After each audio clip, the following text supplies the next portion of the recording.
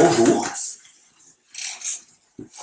mon nom est Boé Cyr, je vous parle depuis la Suisse, depuis mon cabinet, et je me déplace régulièrement en France, sur Paris, où j'ai monté une formation de travail biographique, et sur Lyon aussi. J'en ai deux autres en perspective, une en Bretagne et une autre du côté de Toulouse dans les années à venir. Et ça fait maintenant quelques années que j'ai décidé de développer une certaine approche de la biographie et des rythmes qui circulent au sein même de la vie, du cours de la vie. De nombreuses questions se posent, sitôt qu'on veuille aborder ce thème, du cours de la vie, des rythmes de la vie, des incidences de ces rythmes. Et une grande partie de mon travail a consisté à me démarquer complètement des approches explicatives, rationalisantes, telles qu'on peut les produire à travers la psychologie et ses courants, qui ont sûrement leurs vertus, et qui l'ont, bien sûr, pour les personnes souffrant ou se questionnant.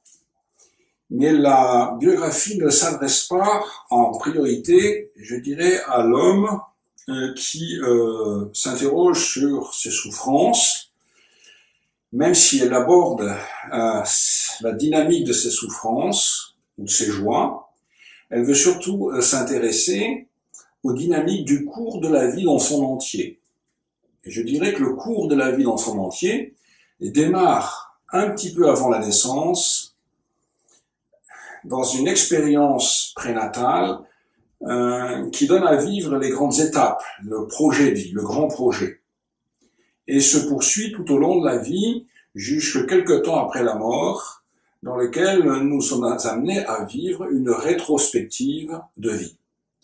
Suffisamment de personnes aujourd'hui sont passées par ces seuils suite à des accidents opératoires ou des accidents de la vie, ont expérimenté ces seuils de conscience et ces niveaux-là, qui me permet aujourd'hui de rentrer en matière assez directement. Alors nous avons une sorte de conscience qui tient compte à la fois de cet alpha et de cet oméga, qui est le cours de la vie en entier.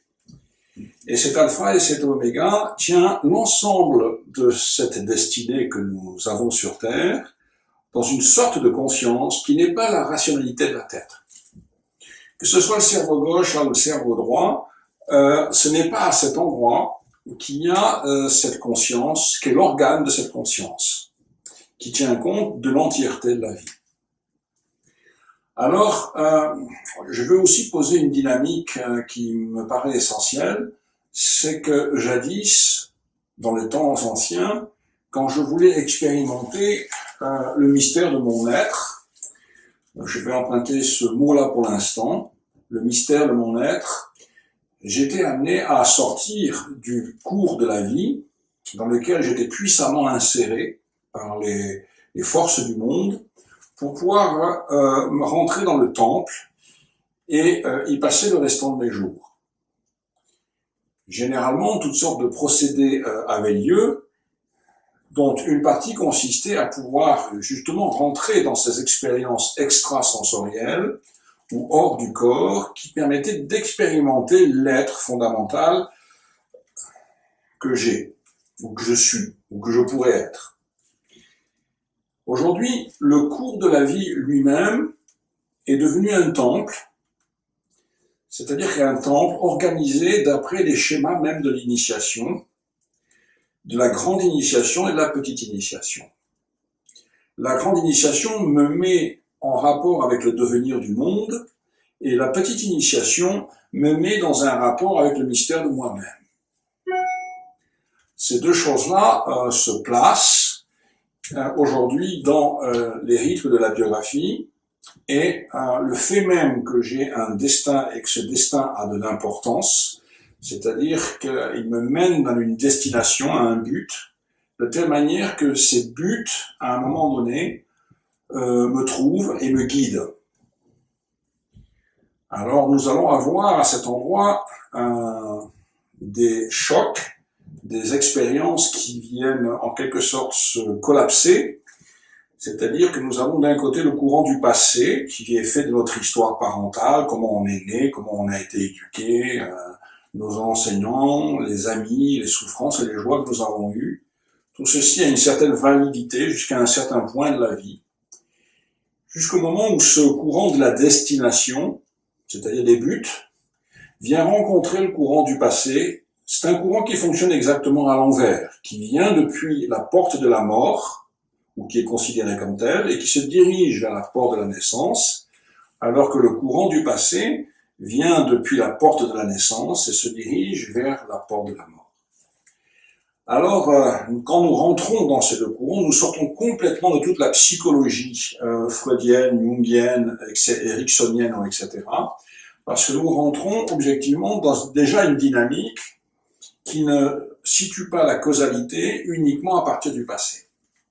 Donc il y aurait une causalité qui est dans le devenir et qui appartient strictement à chaque individu. On pourrait dire chaque individu est sa propre cause qui se conçoit elle-même. Alors ça place tout de suite une tension entre le courant du passé et le courant du devenir. Et ce courant du devenir intervient dans l'homme je dirais, en mettant en chaos, en mettant peut-être aussi en néant, en mettant la personne éventuellement dans des expériences de vide, ce qui est encore un autre niveau, le chaos, le néant, le vide, comme des expériences qui viennent toucher des plans de l'être, à travers lesquels le courant de l'avenir et le courant du passé se choquent. Et ils se choquent, et à travers cette choc, je suis amené à me saisir dans ma partie la plus libre et la plus créatrice de moi-même. On pourrait dire l'endroit où je vais expérimenter ma présence, ou quelque chose qui est de l'ordre de la présence à moi, à je. Et ainsi, nous sommes amenés à toucher du doigt le dynamisme de notre biographie, où certaines époques, certaines structures dans le temps sont comme placées dans un premier geste comme étant les mêmes pour tout le monde, c'est-à-dire que quelle que soit notre histoire au passé, quels que soient les conflits que nous avons rencontrés, quelles que soient toutes sortes de choses que nous avons eues jadis, elles ne sont pas causales quant à certains événements que nous sommes amenés à rencontrer dans le cours de notre vie. Il y a comme une typologie de certains événements, il y a les portails, si vous voulez, et ces portails ont des thèmes, ils ont des titres. Comment je vais traverser ces portails? Là est ma liberté. Est-ce que je vais traverser ces portails? Je n'ai aucune liberté à cet endroit. C'est une contrainte, c'est une donnée. Alors il y a la rigueur du passage, de la traversée, mais le comment je le traverse a éminemment à faire avec cet endroit-là où je vais être créateur. Ces passages, ces typologies sont ces titres qui sont devant certains passages et qui vont indiquer des expériences typiques que je vais être amené à traverser. C'est cela que nous allons étudier dans la biographie, dans votre biographie si vous faites une formation avec moi. Nous apprenons à observer ces phénomènes, nous apprenons aussi à les partager et à les voir chez l'autre, ce qui les rend d'autant plus visibles et perceptibles, plus que compréhensibles. C'est important de percevoir ces choses et ensuite de se les expliquer de différentes manières. Je dirais avec les vocabulaires ou les backgrounds que nous avons, qui peuvent être psychologiques, religieux, symboliques, personnels. Quand nous commençons à faire ce travail d'exploration des lois et de perception même de ces lois, dans cet angle, nous allons commencer à faire au cours de la formation des expériences de rêve qui ne sont pas des expériences de rêverie, ce sont des expériences, j'aimerais dire, fondamentales, archétypes de rêve. Dans le sens où je vais commencer à expérimenter la dynamique de mon jeu, qui est autre chose que la dynamique, je dirais, des mouvements de mon âme. Alors la dynamique de mon jeu, là, quand elle se présente vraiment, elle va comme introduire un certain type de rêve qui vont pouvoir éclairer toutes sortes de moments de ma biographie, et pas seulement l'instant présent. Alors ces rêves vont avoir un caractère, comment on va dire, atemporel, c'est-à-dire qu'ils vont commencer à présenter quelle est la dynamique profonde de cette incarnation, quelle est la dynamique profonde de ces forces du jeu qui me mettent dans un certain présent. C'est un autre courant du temps qui, en plus du courant du passé et du courant du devenir, va faire intervenir un autre courant qui est le courant du jeu. Et ce courant du jeu, des forces du jeu, vise à, on pourrait dire, consolider d'une manière créatrice et dynamique cette émergence du jeu dans un corps physique et non pas hors du corps comme ça se faisait dans les initiations anciennes, mais dans le temple du corps physique. Et ce temple du corps physique est posé dans le temple de la vie.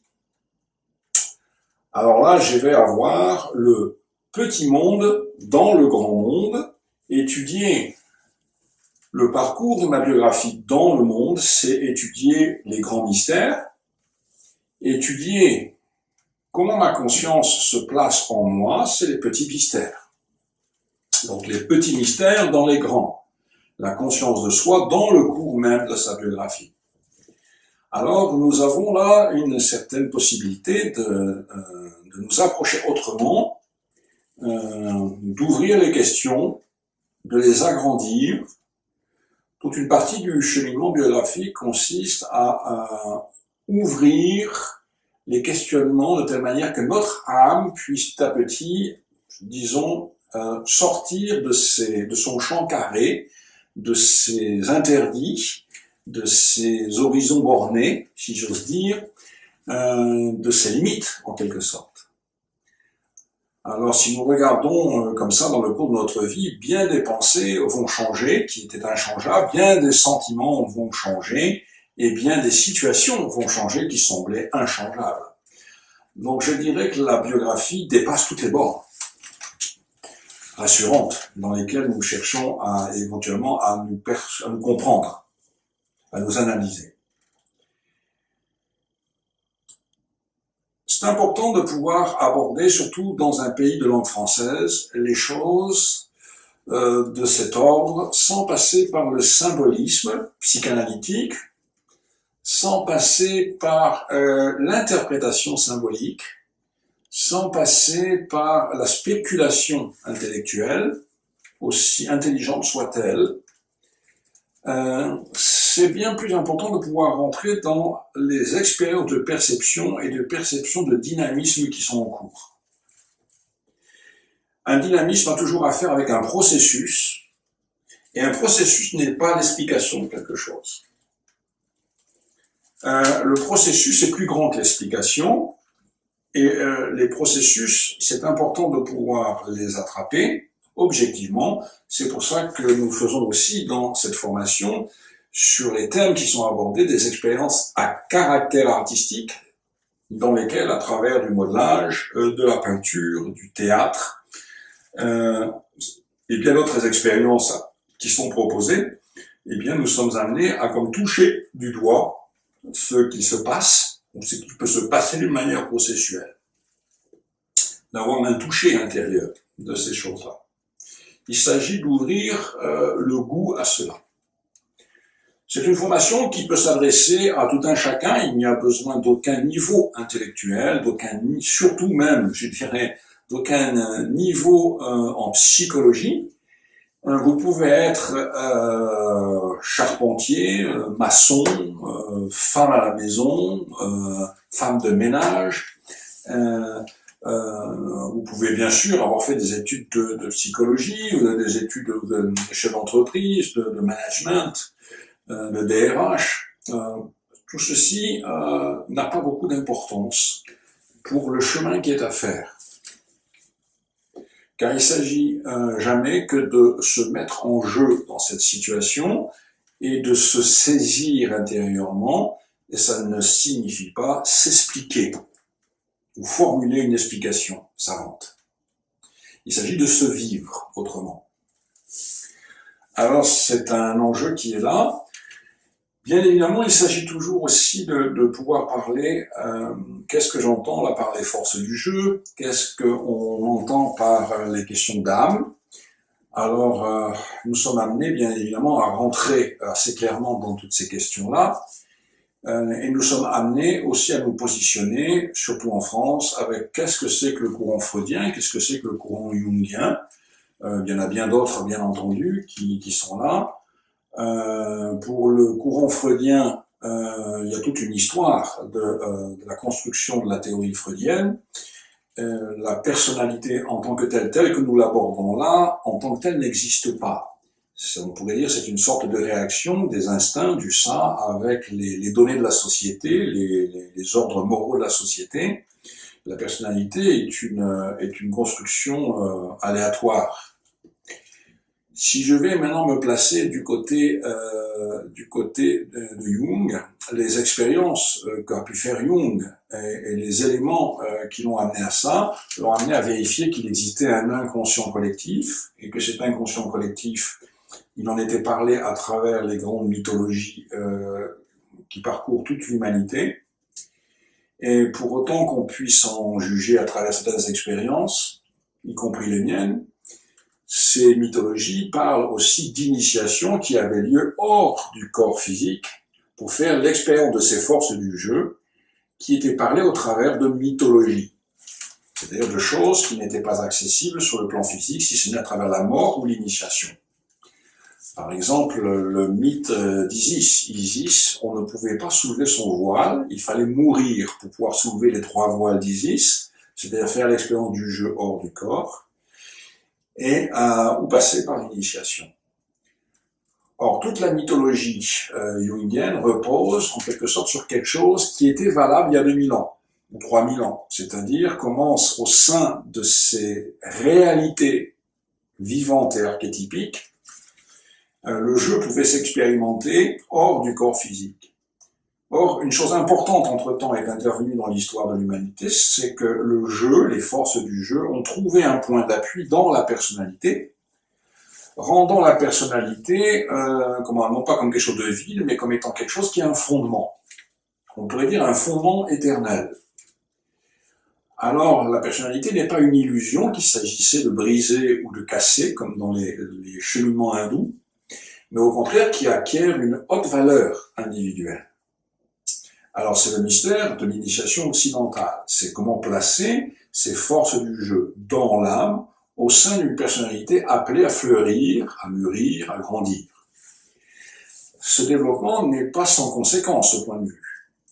Comment est-ce que je peux quitter un ciel où des expériences mythologiques me parlent finalement d'un état ancien du jeu? Comment je peux me réapproprier le mystère du jeu, non pas à la mode ancienne, mais à la mode d'aujourd'hui? Là est, je dirais, la pierre d'achoppement de toute l'approche jungienne. Nous voulons comme placer donc quelque chose d'assez moderne. D'un côté, l'homme n'est pas le fruit de ses instincts et de l'histoire de papa et de maman. Et de l'autre côté, l'homme n'est plus un enfant bercé dans les lois d'un monde qui est au-dessus de lui, inaccessible, mais vraiment là, placé dans cette horizontalité terrestre, dans un cheminement de vie visible sur Terre, avec des rapports de personnalité à personnalité. C'est un premier thème.